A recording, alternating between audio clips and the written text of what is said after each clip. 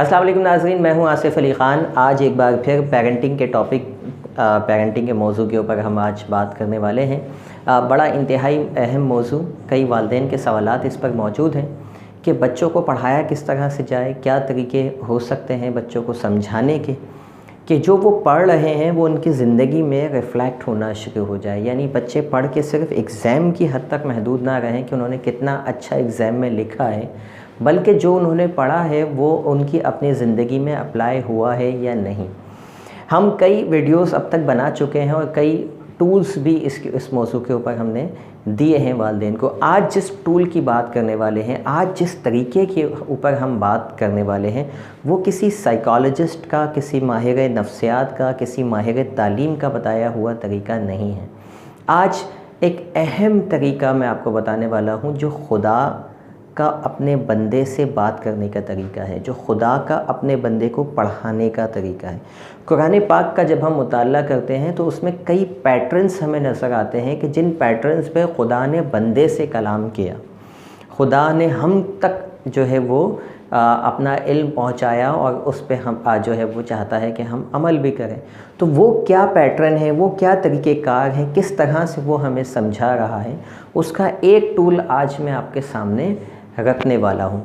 पिछली वीडियोस में हमने कई टूल्स रखे थे। हमने ये बताया था कि किस तरह कुरान पाक जो है वो स्टोरीज़ की सूरत में हमसे बात करता है, इनडायरेक्ट वे में हमसे बात करता है। आज हम बताएंगे कि एक वाक़े के ज़रिए कि खुदा हमसे किस तरह उसने हमें सिखाया कि इस मशीनरी को जिसने बनाया है, जिसको खुदा ने बनाया है बेसिकली, उससे कम्युनिकेट किस तरह से किया जा सकता है। सूरह बकरा जब हम पढ़ते हैं तो सूरह बकरा की यानी चैप्टर नंबर 2 कुरान पाक का और वर्स नंबर 260 को आप पढ़िए तो आपको इब्राहीम अलैहिस्सलाम और अल्लाह के दरमियान कुछ मुकालमात नज़र आएंगे कि वो कुछ गुफ्तगू उनकी नज़र आएगी। उस गुफ्तगू का पैटर्न को ज़रा आज हम डिटेल में पढ़ते हैं और देखते हैं कि इस पैटर्न को हम अपनी लाइफ में और अपने बच्चों से कम्युनिकेट करने में किस तरह से इस्तेमाल कर सकते हैं। इब्राहीम अलैहिस्सलाम अल्लाह से फरमाते हैं कि ए अल्लाह, तू मुर्दों को कैसे ज़िंदा करता है, मुझे बता। तो आगे से अल्लाह फरमाता है कि ए इब्राहीम, क्या तुझे मुझ पे भरोसा नहीं है? क्या तू ये नहीं समझता कि मैं मुर्दों को ज़िंदा नहीं कर सकता? इब्राहीम अलैहिस्सलाम फिर आगे से सवाल करते हैं कि या अल्लाह, मैं जानता तो हूँ, मुझे भरोसा है तुझ पे, लेकिन दिल का इत्मीनान चाहता हूँ। यहाँ हमें कई बातें समझ में आती हैं। सिर्फ इतनी सी बात को अगर मैं इसको थोड़ा सा डीकोड करने की कोशिश कर रहा हूँ तो हमें पता चलता है कि पहली बात तो सवाल उठाना गलत नहीं है। वक्त का पैगंबर अल्लाह से सवाल कर रहा है कि तू मुर्दों को कैसे ज़िंदा करेगा। वो जानता भी है कि मुर्दों को अल्लाह ज़िंदा कर सकता है, लेकिन फिर भी जानने के बाद भी दिल का इत्मीनान नहीं होगा। ये बात समझ में नहीं आ रही कि जानता हूँ, अल्लाह पे ईमान रखता हूँ, लेकिन फिर भी दिल का इत्मीनान नहीं हो। इसका मतलब यह है कि इत्मीनान इतनी आसानी से आने वाली चीज़ नहीं।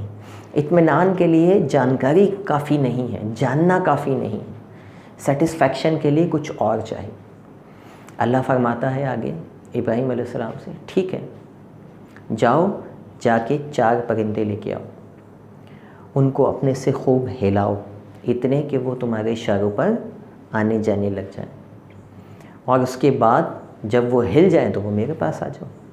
इब्राहीम अलैहिस्सलाम 4 परिंदे लेके आते हैं, उनको अपने से खूब हिलाते हैं, जिसको कहते हैं कि फ्रेंडली हो जाना, जानवरों से इतने फ्रेंडली हो जाना कि जानवर आपको पहचान लें, आप जानवर को पहचान लें, वो आपकी बातों पर जो है वो आपकी बात मानने लगे। Obviously it will take some time, अगर आप ऐसा करते हो तो इसमें वक्त लगता है। खुदा ने उनको ये पैगाम दिया कि जाओ पहले हिलाओ परिंदे को अपने से। उसके बाद इब्राहीम अलैहिस्सलाम आ गए, फरमाया अब इनके 4 पीसेस कीजिए, यानी एक परिंदे के 4 पीसेस, और चारों परिंदों को के जो गोश्त थे उसको आपस में मिक्स कर दीजिए। और उसके बाद फरमाया कि अब 4 पहाड़ों पर इनके गोश्त अलग अलग 4 पहाड़ों पर रख दो। और उसके बाद फरमाया कि आवाज़ दो इस परिंदे को। तो इब्राहीम अलैहिस्सलाम ने इन परिंदों को जैसे ही आवाज़ दी तो वो बेजान मुर्दा परिंदे जो बोटियों की सूरत में थे, वो चारों पहाड़ों से एक साथ आए, जुड़े और ज़िंदा हो गए। और फिर अल्लाह ने फरमाया है कि ए इब्राहीम, ऐसे ज़िंदा करता हूँ। یہاں ہمارے لیے سیکھنے کی بات کیا ہے؟ ہم یہاں خدا نے ابراہیم علیہ السلام کو یہ کام تو اسی وقت جب انہوں نے اللہ کے کو کہا تھا کہ اے اللہ دل کا اطمینان چاہتا ہوں، تو اسی وقت اللہ کہہ سکتا تھا کہ جاؤ ایک قبرستان کے اندر وہاں مردہ زندہ کر کے دکھا دیتا، اسی وقت بھی وہاں پر جو ہے وہ یہ کام ہو سکتا تھا۔ پرندے اسی وقت بھی آ سکتے تھے، اسی وقت ان کو حلال کر کے 4 ٹکڑے کیے جا سکتے تھے۔ یہ جو اتنا لمبا ٹائم اللہ نے لیا کہ پہلے انہوں نے پرندے ڈھونڈے، اس کے بعد جا کے ان کو ہلایا، اس کے اندر کئی دن لگے ہوں گے، اس کے بعد یہ اللہ نے کیا کیا کہ پروسیس سے گزارا ابراہیم علیہ السلام نے۔ ایک پورے پروسیس سے گزرنے کے بعد، پریکٹیکلی ان کو گزارنے کے بعد ان پر یہ ثابت کیا، ان کے دل کو اطمینان دیا کہ ایسے زندہ کرتا ہوں، ورنہ اتنے لمبے پروسیس کی ضرورت نہیں تھی۔ پریکٹیکلی ان کو یہ ساری چیزیں کروانے کی ضرورت نہیں تھی، یہ تو 2 منٹ میں ہو سکتا تھا خدا کی طرف سے۔ لیکن چونکہ دل کا اطمینان اتنی آسانی سے نہیں آتا، دوسری بات یہ ہے کہ بندہ اگر کچھ سیکھنا چاہتا ہے، دل سے سیکھنا چاہتا ہے، تو پھر اس کے اطمینان کے لیے اس کو پروسیس سے گزارنا پڑتا ہے، پریکٹیکل وے میں جا کے سمجھانا پڑتا ہے۔ یہ قرآن پاک نے ہمیں سکھایا ہے کہ خدا اپنے پیغمبروں کو کیسے پریکٹیکل وے میں لے جا کے ٹرین کرتا تھا، جبکہ تھیوریٹیکلی بھی بڑی آسانی سے یہ کام کیا جا سکتا تھا۔ سوال یہ ہے کہ ہم بھی اسی خدا کی پروڈکٹ ہیں، ہمارے بچے بھی اسی خدا کے بنائے ہوئے ہیں، ہم کیوں بغیر پریکٹیکلی ہر چیز سمجھانے پہ تلے ہوئے ہیں؟ ہم کیوں چاہتے ہیں کہ ہم کچھ کر کے نہ دکھائیں اس کو؟ خدا اتنا پورے پروسیس سے کر کے دکھا گا اپنے پیغمبر، لیکن ہم یہ چاہتے ہیں کہ بس زبان ہلائیں اور بچہ اس کے اوپر عمل کرنا شروع ہو جائے، زبان ہلائیں، نصیحت نکالیں اور بچہ فوری اس پہ عمل کرنا شروع ہو جائے۔ ہم خود سے کسی پریکٹیکلی اس کو گزارنے کو تیار نہیں ہیں، ہم خود کچھ پریکٹیکلی کرنے کو تیار نہیں۔ حسنین کریمین رضی اللہ تعالیٰ عنہ، حضرت امام حسن اور حسین رضی اللہ تعالیٰ عنہ، اللہ کے رسول صلی اللہ علیہ وسلم کی بارگاہ میں کئی سال انہوں نے گزارے، سارا بچپن رسول پاک صلی اللہ علیہ وسلم کی بارگاہ میں گزرا۔ آج تک کوئی ایک حدیث سے ثابت کر دیجئے کہ اللہ کے رسول نے حسنین کریمین کو کوئی نصیحت کی، کوئی زبان سے کہا ہو کہ یہ کام کرنا ہے اور یہ کام نہیں کرنا، ایک نصیحت نہیں کی۔ جب تک آپ صلی اللہ علیہ وآلہ وسلم حیات رہے، ان کے سامنے رہے، تب تک ایک بھی نصیحت ان کو نہیں کر کے گئے۔ جو کچھ سکھایا پریکٹیکلی کر کے سکھایا، اچھے اخلاق دیے تو پریکٹیکلی دکھائے، اچھے اخلاق کر کے، اچھی سوچ دی تو کر کے دکھایا۔ لیکن ہم بحیثیت والدین خود اپنی زندگی میں کوئی تبدیلی لانے کو تیار نہیں ہیں، اور ہم چاہتے ہیں کہ ہمارے بچے تبدیل ہو جائیں۔ اکثر میں والدین مجھ سے سوالات کرتے ہیں اور میں ان کو یہی جواب دیتا ہوں کہ اس کا حل یہ ہے کہ یہ چیز پہلے آپ اپنی زندگی میں لے کے آئیں، پہلے بڑوں کو تبدیل ہونا چاہیے۔ تو وہ کچھ جوابات اس طرح سے آتے ہیں، یہ تو ممکن ہی نہیں ہے، بڑوں کو تبدیل کرنا تو ممکن ہی نہیں ہے، بڑے تو تبدیل ہوں گے ہی نہیں۔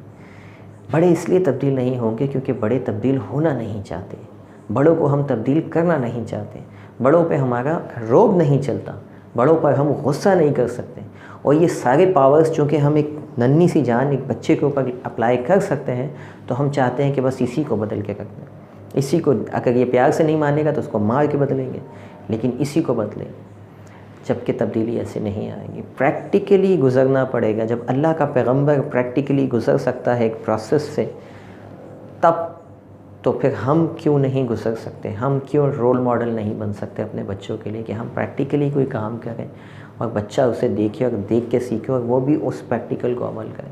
یا ہم کوئی چیز سمجھا رہے ہیں تو اس کو پریکٹیکلی گزاریں اس چیز سے، نہ کہ صرف زبان سے سمجھا دیا بیٹا صلح رحمی ایسی چیز ہے، بیٹا لوگوں کے ساتھ جو ہے رحم دلی کیا کریں۔ سمجھانا نہیں ہے، پروسیس کر کے دکھانا ہے۔ کیوں ہم زکوٰۃ، فطرات، عطیات پیسہ دے کے بھی دل کا اطمینان حاصل نہیں کر پاتے؟ کیونکہ ہم جس کو دیتے ہیں اس کے درد کو فیل نہیں کرتے، پروسیس سے نہیں گزرتے۔ ہم کسی بڑے ادارے کو دے دیتے ہیں، لے جا کے کسی ایسے شخص کو دے دیتے ہیں کہ آپ ہماری زکوٰۃ دے دینا، آپ ہماری طرف سے فطرات دے دینا، یہ پیسے لے لو۔ آپ کی فطرہ ادا ہو جاتا ہے، آپ کی زکوٰۃ ادا ہو جاتی ہے، آپ کے اللہ قبول فرماتا ہے، لیکن آپ کے دل کا اطمینان نہیں ہوتا۔ وہ فیلنگ جو آپ کسی غریب آدمی کو جا کے اس کے درد کو محسوس کرنے کے بعد اس کی جو مدد کرتے ہیں، پھر جو یہ اطمینان میں آتا ہے، اس کا نعم البدل نہیں۔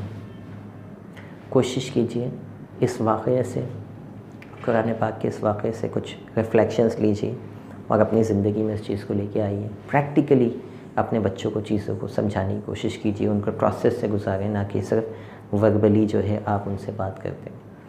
اگر کوئی سوال ہو اس ویڈیو سے متعلق یا کسی اور ایشو کے متعلق، آپ ضرور ہم سے پوچھیے۔ ویڈیو کیسی لگی کامنٹ کر کے لازمی بتائیے۔ آپ کے کامنٹس، آپ کے لائکس سے ہمیں بڑا سپورٹ ملتا ہے۔ ہمارا چینل ماشاءاللہ بہت اچھا چل رہا ہے آپ کی سپورٹ کی وجہ سے۔ ہم چاہتے ہیں کہ اس سپورٹ کو آپ مزید جاری رکھیں۔ کئی والدین ایسے ہیں جو ڈیلی بیسس پہ ہماری ویڈیوز دیکھ رہے ہیں، ڈیلی بیسس پہ کامنٹ کرتے ہیں، ہم سے سوالات کرتے ہیں، ہمارے ساتھ انٹریکشن کے اندر رہتے ہیں۔ کئی لوگوں کے تو نیم بائی نیم اب یاد ہونے لگ گئے ہیں۔ تو اس سلسلے کو جاری رکھیے۔ چینل سبسکرائب نہیں کیا ابھی تک تو آپ چینل کو سبسکرائب کر لیجئے۔ مزید لوگوں سے جو ہے وہ ان ویڈیوز کو لازمی شیئر کیجئے جن کو آپ چاہتے ہوں کہ ان کی زندگی میں بھی تبدیلی آئے۔ جزاک اللہ، تھینک یو ویری مچ، اللہ حافظ۔